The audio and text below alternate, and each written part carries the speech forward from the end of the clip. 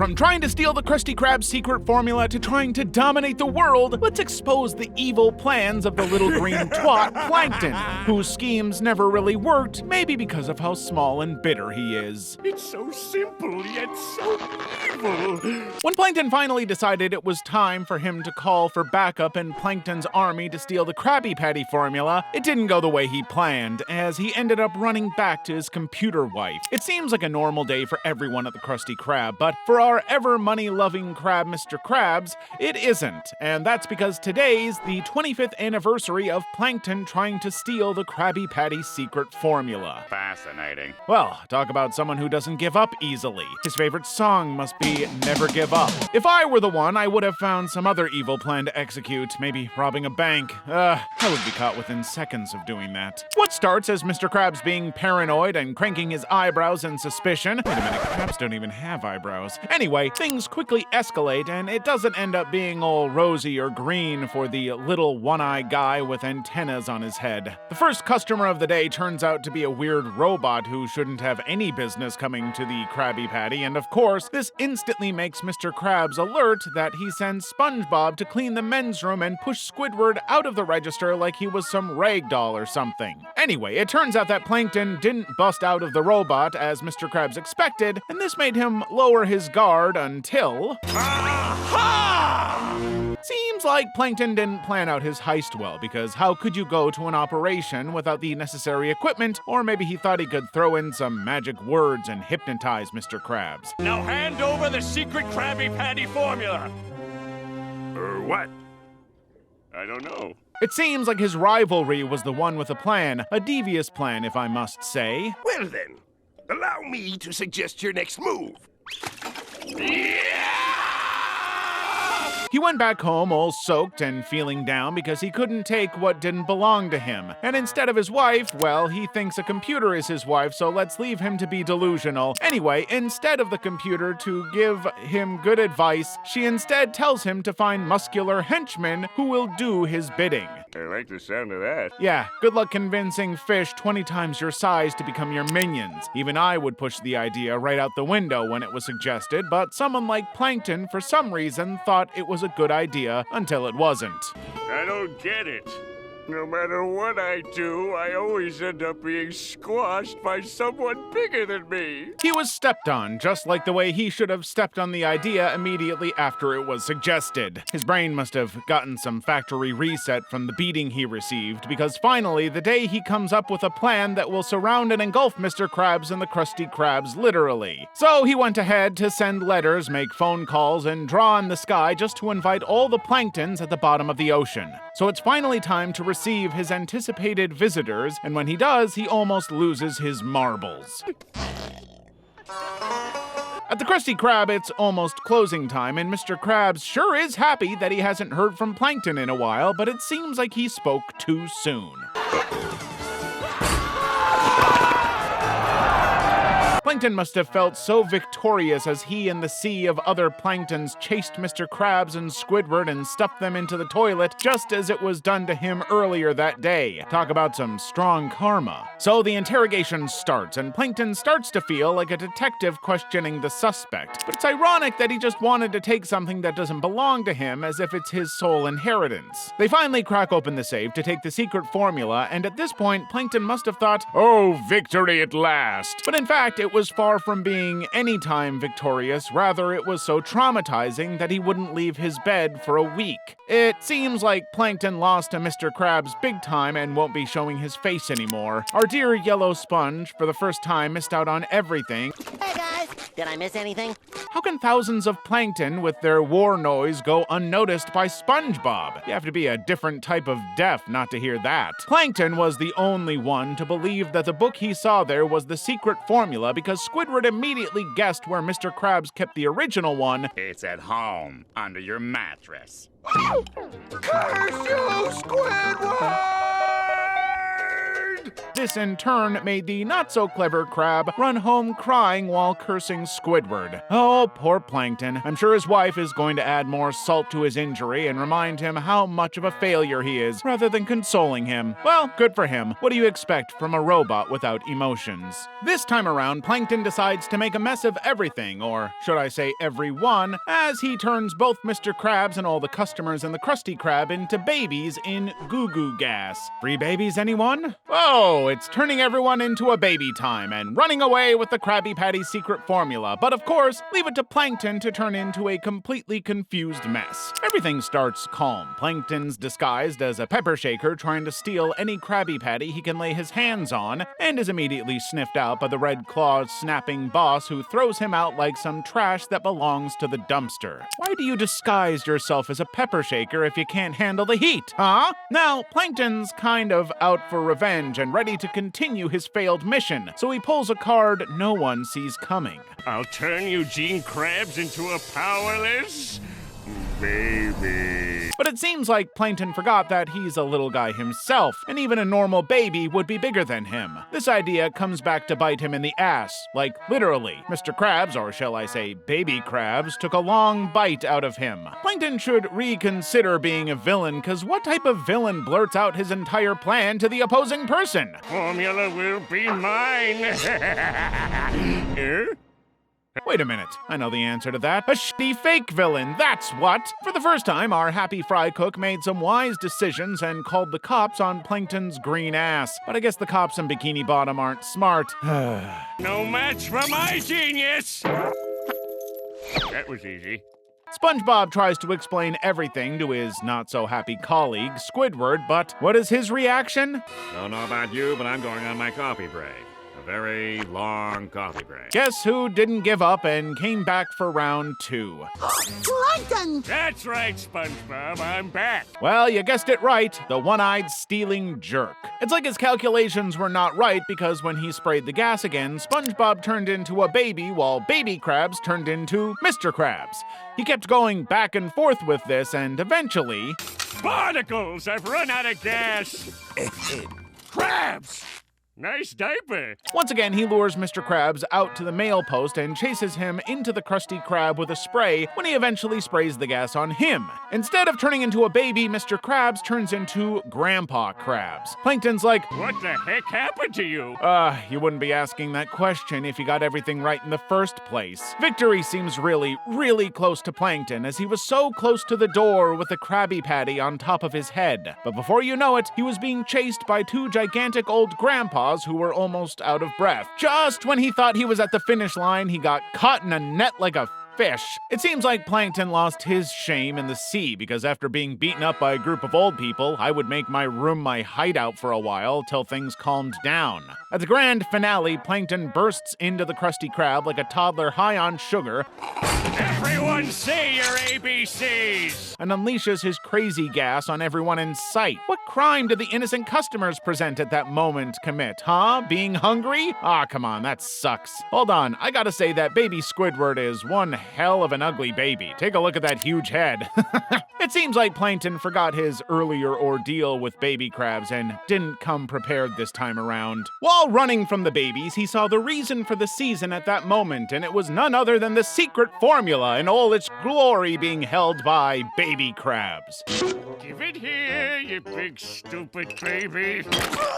Whoa! Baby SpongeBob saves the day. Mr. Krabs should give him a raise when they all turn back into their normal size. Once again, his scheme backfires on him, and this time around leaves nothing in sight for others to see. When Plankton's not making a mess of others, he's busy turning himself into some double personality, 2-eyed dude in Plankton's good eye. Anyone here want a happy Plankton? The episode kicks off with SpongeBob having a conversation with Mr. Krabs in his office about how he loves money so much. And just as the two step out, Mr. Krabs' jar of pickles starts moving. Oh my god, are those pickles alive? Wait a minute, it's just green old Plankton who is up to no good once again. It seems like Plankton isn't in the mood to mess around this time because he immediately jumps on the safe and tries to crack it open like he's some kind of expert or something. But he ends up being the one cracked as his arms fall off and watch him stumble to the ground. Mr. Krabs runs into the room and mistakes Plankton for a pickle.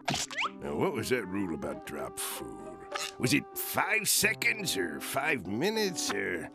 Ah, well, waste not, want not. And proceeds to put him in his mouth. Plankton came out like a war survivor with several bruises on his body. Poor Plankton. Imagine how sharp Mr. Krabs' teeth will be. I'm sure he felt like he was being diced. When he finally gets back to the chum bucket after a devastating day, Karen, his computer wife, somehow convinces him that his one eye is the problem and an operation is needed. That would explain why I stink at darts.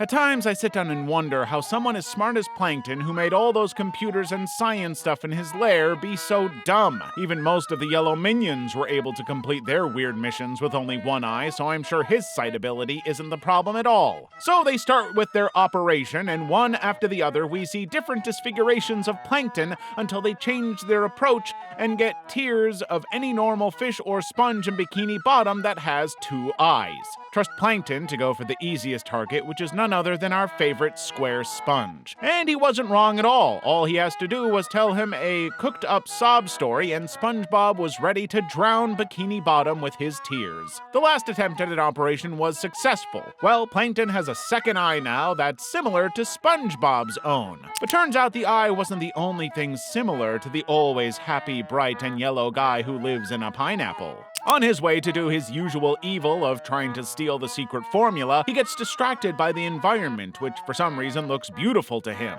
Yeah, right. We all know that one person who everything looks beautiful to. It's none other than SpongeBob. That's what you get when you choose him to be your tears donor. I thought I was gonna steal something. Can't imagine why.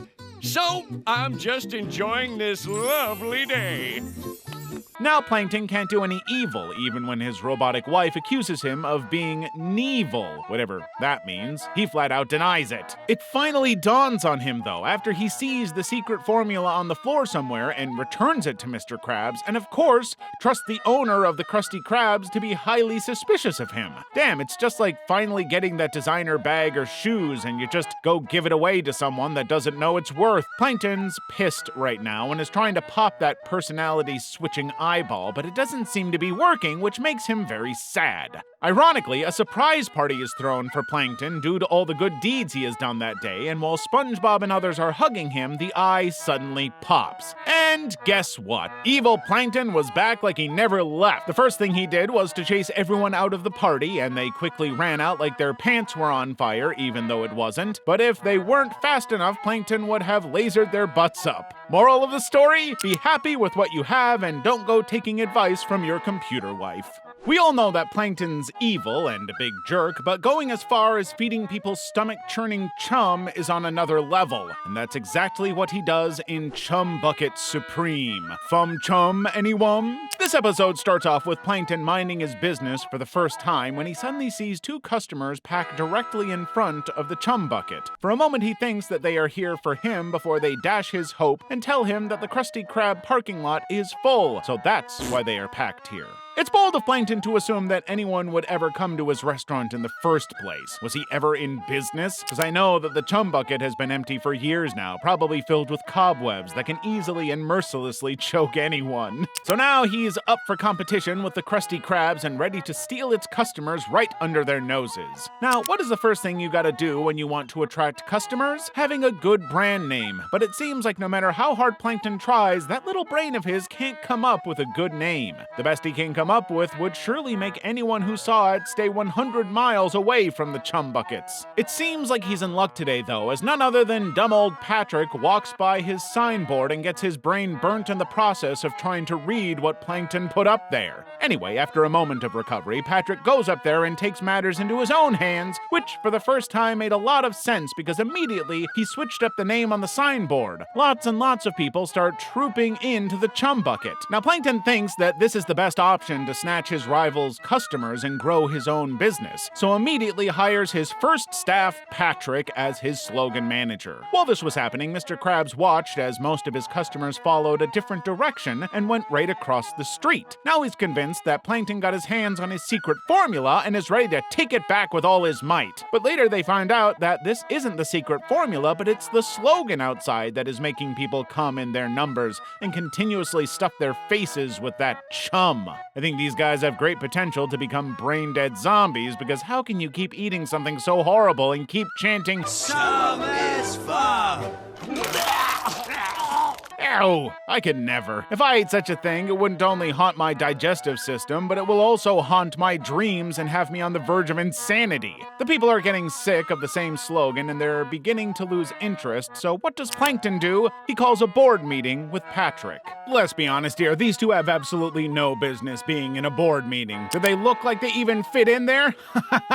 What a sight for sore eyes. Finally, Patrick creates a new slogan, and this pumps the people up, making them eat off Plankton's palm like he is some god or something. I'm gonna give my honest opinion about the people of Bikini Bottom right now. I think they lack some intellectual knowledge and should go get that checked out, because it's sad that even a normal baby can be much smarter than them. Like, who keeps stuffing their face with something they don't like just because the name or slogan sounds fun? Finally, Karma Kick Your Butt Day is here for Plankton, and it starts with Patrick submitting his resignation letter because apparently his brain is burnt out, and the guy isn't joking. You can see the smoke floating out of his head. Poor guy, I'm sure that tiny evil Cyclops overworked him and drained all he could from him. That dude should be charged according to the labor laws. Anyways, as they argue, more like Plankton talks down on Patrick like he's some gum stuck on the bottom of his shoe, which is ironic because I know his size of shoes doesn't even exist anywhere. But it seems like Patrick wasn't his only problem, because he proceeded to insult his customers. Not only did the people in the restaurant hear it, but everyone in Bikini Bottom did. And trust me when I say he lost a lot of fans who were blindly shoving trash into their mouths. So what's the people's revenge? Beating Plankton to a pulp, of course, with no mercy at all. But isn't that child abuse in a way? Well, even if it turns out to be, it was well-deserved and long overdue. At the end of the day, the people ran back to Krusty Krab after they saw a new slogan in front of it, while Plankton is left alone once again after receiving the beating of his life. I think he just needs a ray of sunshine in his life that will change him.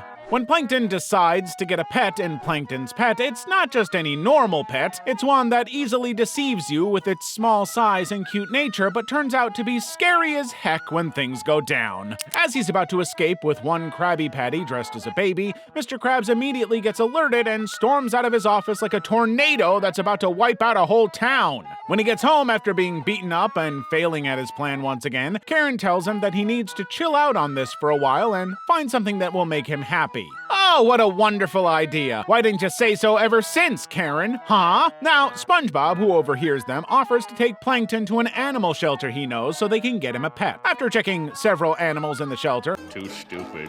Hi, SpongeBob.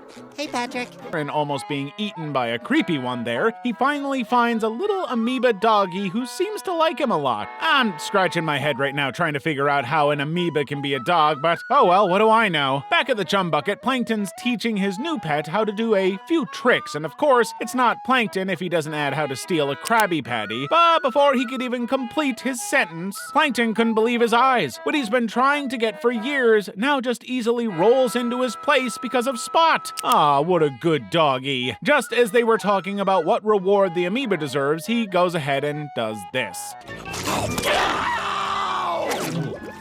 Wow, he actually had his cake and ate it. This made Plankton so pissed that he had to give cute Spot a timeout like some kind of responsible parent. You won't even believe that it's the same Plankton who goes around causing chaos in Bikini Bottom. Anyway, he ties him to the mailpost outside, and when he can't stand it just a few seconds later, he runs outside, but... I can't do it. Spot, I'm sorry.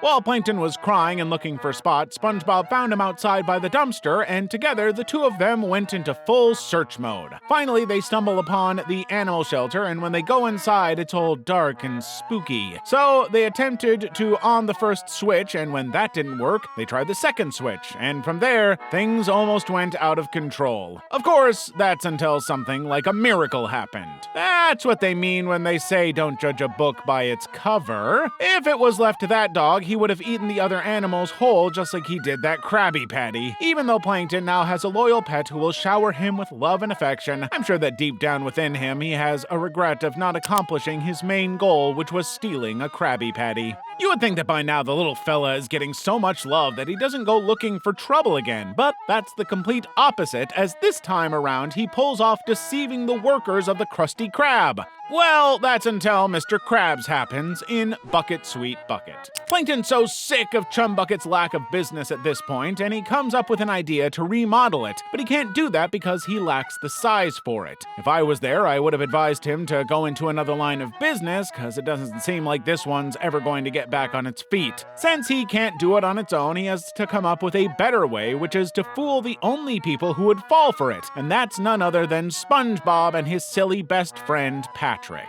He didn't even have to do much to convince them. All he did was give them a cooked-up sob story about how he wanted to please his computer wife Karen with a better version of Chum Bucket. Without wasting any time, the two got to work. They looked so focused on the work that you would think something nice would come out of it, but it turns out they were doing a very horrible job, and this almost made the green fella lose his mind and teeth too. It didn't take time for Squidward to pass by while the two were painting, and for someone who takes minding his business to the next level, I'm surprised Squidward even stopped to join them. Maybe it's because the honor of art is at stake. What? That's the only reason I could come up with. Now, Plankton sees this as an opportunity to sneak into the Krusty Krab and steal the secret formula, since Mr. Krabs isn't around too, probably on vacation somewhere. But before he could make a move, SpongeBob asked him for some water, but Plankton just gave the excuse of how his pipes were rusted shut. And this got me wondering how he lives so he doesn't hydrate at all. Geez, no wonder he's always acting like a lunatic. You can't give people who are freeloading from something to drink, but you're so tasty for that formula. Oh, Plankton,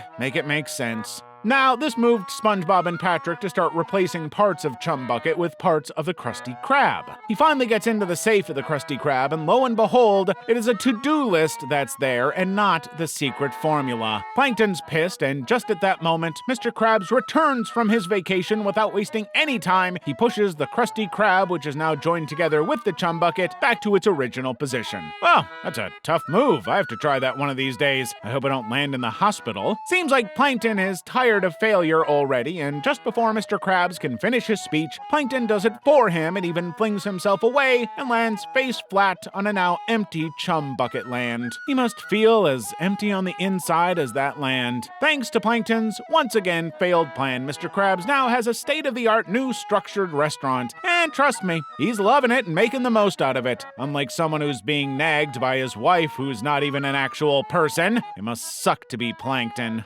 From losing Chum Bucket completely to moving it underground, Plankton keeps coming up with new plans to run Mr. Krabs out of business, together with some weird cave trolls that only spit and shout in the episode Churm Caverns. He would do a gold digger's job perfectly. This episode starts kind of chaotic, with Mr. Krabs throwing out customers, handcuffing one of the customers to the cash register, and giving our special fry cook one more spatula to make frying of Krabby Patties faster so he can get more money. What a money-hungry crab. He just can't stop snapping at people, can he? When he gets into his office, he trips unknowingly due to a loose floorboard where he hides his formula. After looking around, he quickly starts nailing the floorboard back into place, but what he doesn't know is that someone is watching him. Plankton is determined to get the formula this time around. He's fully equipped to dig the ground and get to his goal. More like he's digging his own grave. During his underground trip, he stumbles upon a big problem and decides to go around it. Big mistake, Plankton. Turns out that they crashed into an underground cave, which left them speechless and in tears due to how beautiful it was. Now, while Plankton is still shedding tears, Karen, who's behind him, comes up with a brilliant idea of luring the customers underground and making Mr. Krabs go out of business. But typical Plankton did what he usually does.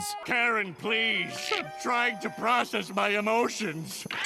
God damn it, what a pain in the ass. I forgot Karen has no ass. But he's still a pain. Maybe up there or something. I don't know. All of a sudden, the real owners of the cave come out from nowhere and almost give Plankton a run for his money. But for some reason, he's not scared of this encounter. He brings out his little whip and whips these beasts into submission. Bloody hell, that's one heck of a surprise. I always knew that Plankton was bold, but not this bold. Business starts running, and I really gotta say it's going well, even with a menu containing chum mixed with cave dweller saliva. I'm not that surprised anyway, because when it comes to the people of Bikini Bottom and eating unhealthy trash that can make the hospital your home for a month, they go hand in hand every single time. Plankton's making so much money that even the cash register explodes. His happiness is up the roof, and all he can see is money! Mr. Krabs is back at a now empty Krusty Krab, wondering what the heck is going on, when SpongeBob suddenly works in with a long helmet on his head that is shaped like a mountain rock. Then he proceeds to tell Mr. Krabs all about what Plankton's got going on down there. There and then, Mr. Krabs decides on his next move.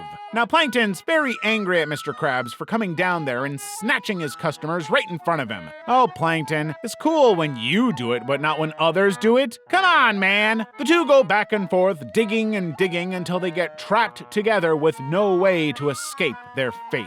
After Plankton tries to squeeze himself through a rock and escape, but almost strangles himself in the process, they now have to look for another way to get out of there. But instead of doing that, We're doomed! That's what I've been trying to tell you. they start crying like newborn babies. Okay, I was expecting that from Plankton, but not Mr. Krabs. While you guys are at it, just hug it all out and make up once and for all. Gosh. Although they finally agree to bury the hatchet and leave everything behind in the past, immediately SpongeBob comes to the rescue. That corny little brat Plankton runs out before anyone can even notice him. Just as Plankton is about to get into the Krusty Krab to take the formula for himself after drilling up there, he starts regretting his decision. Everyone's down there now, all trapped in the Krusty Krab, but trust Mr. Krabs to make money out of every situation possible, and that's exactly what he did in this case. So Plankton is stuck down there, being forced and subjected to work for Mr. Krabs as a cashier unless he will be whipped by those cave trolls. How does it feel to get a taste of your own medicine? I'm sure it feels nice getting whipped too. It's no news that Plankton's one hell of a rude brat, and this time around he finally gets what's coming for him after he insulted his dear computer wife Karen in Plankton Gets the Boot. Maybe he would learn how to shut his little mouth after this. It all kicks off at the Chum Bucket, where Plankton is giving some finishing touches to the analyzer. Karen innocently walks up to him to show off her new screensaver she made just for him, and what is Plankton's awful response? Silence, before he changes his mind and decides that he has to call the new screensaver ugly too. He just had to go directly for the bullseye. Anyway, the analyzer accidentally sucks him in and shows him to be 30% mean guy, 20% spiteful monster, 50% evil butthead, and concluded to be a 100% jerk. How accurate can this analyzer be? Now, this analyzer also praises Karen's new screensaver, which makes her delighted. But Plankton, on the other hand, isn't too happy and proceeds to smash the machine to bits and pieces. Karen is so angry at Plankton at this point, but it seems like he doesn't just give a damn and even makes it worse by saying that her screensaver is stupid and fat. Well done, Plankton, adding more fuel to the fire, I see. Excellent move. This gets him thrown out and locked out like garbage. He could have avoided that at first, but oh well, it's too late to regret now. He's left out in the cold with nowhere to go. He tries to seek shelter from his arch nemesis, Mr. Krabs, but we all know how that goes down. The last resort was the one and only most annoying Sponge and Bikini Bottom. Well, it's not as if Plankton had any other choice. It's either that or sleeping in the streets like a stray dog. SpongeBob is very happy to have Plankton in his house and even puts on a romantic movie for some entertainment. It seems like Plankton is slowly regretting his choice as he looks at a picture of himself and his robot wife. SpongeBob noticed this and made him open up about it. Plankton surprisingly admits to being a mean person, but he doesn't exactly say the exact words he used on his wife. Now, it's SpongeBob's mission to make Plankton a nice person, so they try different good deeds, which exactly didn't work out for Plankton. So now they are resigned to the fact that Plankton can't be good on the inside, but maybe he can be on the outside. That didn't work out, though. I think Plankton's life is unnecessarily hard and just too complicated, even though he's mostly the one contributing to it. Somehow he convinces SpongeBob to dress up as a robot so he can win Karen back. Well, it definitely was a piece of cake convincing him to do that. They head to the Chum Bucket, where Plankton introduces SpongeBob as Shelby Nautica, and although Karen doesn't buy their bullshit one bit, she still pretends not to be aware. At the end of the day, after much back and forth, Karen finally apologizes for her outburst, and they both seal it with a kiss. But come on, just come on! He was this close to sweeping the whole thing under the rug, but he had to spoil it with his big mouth by calling Karen's screensaver fat once again. Trust me that this doesn't end well. Both he and SpongeBob get the end of the stick as they're viciously chased out by the angry robot. Talk about wasted effort for absolutely nothing. After that roller coaster of not thinking before he spills words from his mouth, Plankton goes ahead to add poor decision-making to his list as he literally gives up the ghost ghost for the secret formula in The Ghost of Plankton. Do you have anyone to die for you just like Plankton? No, I don't think so. This all began after a scary movie night on Karen's screen where Plankton gets the idea of turning into a ghost to steal the secret formula. Karen makes her displeasure known to him about always ruining things with the whole Krabby Patty talk, but Plankton being Plankton waves her away and goes ahead to create a Ghost extracting machine! He took the whole he gave up the ghost thing to another level. Yikes, that must have been painful. Just as any other ghost would, he slithers through the door of the chum bucket into the glass doors of the Krusty Krab, and he was feeling like a genius at this moment until... What?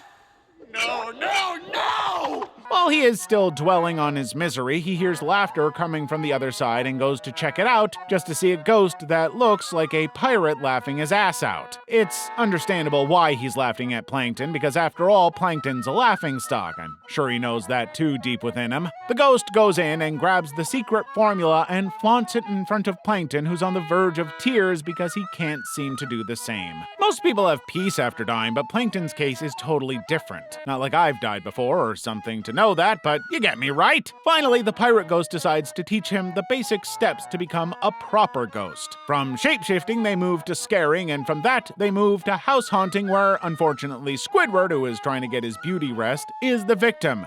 And turns out that Plankton enjoyed scaring him so much. In the process, he took Squidward's clarinet from him, and this was when he realized that he was ready to steal the formula. It seems like luck isn't on his side, as his hopes are squashed, because just as he grabbed the formula and was about to leave with it, it turns out that objects can't pass the wall as he can. This is where he finally accepts defeat and decides to go home unaware of what is waiting for him at the chum bucket. Plankton is weirded out to see his funeral, especially SpongeBob crying a river nonstop like they were brothers. Just as he was about to go back into his body, the pirate ghost popped out of nowhere and made fun of him for thinking that he could go back to his body. But Plankton breaks it to him that he isn't actually a ghost, and then this happens. That's my body! Not anymore! Everyone at the funeral is so pissed that they begin to beat Plankton, who's not Plankton, until he gives up the ghost once more, saying that it's better to be dead than alive in Plankton's body. That's just to show you how bad being Plankton sucks. Plankton puts back on his body, and while he's at it, the angry mob finds him once again and continues stepping on him without any mercy. There are going to be so many bruises on his body when this is all over. I bet that the hospital bill is going to be a tad bit expensive. At the end of the day, even though his plan failed woefully, Plankton's still grateful and happy to be alive. So he just smiles through every stump and kick he receives through that horrible, unforgettable moment. But hey, I'm just a guy who likes cartoons. Catch ya in the next video!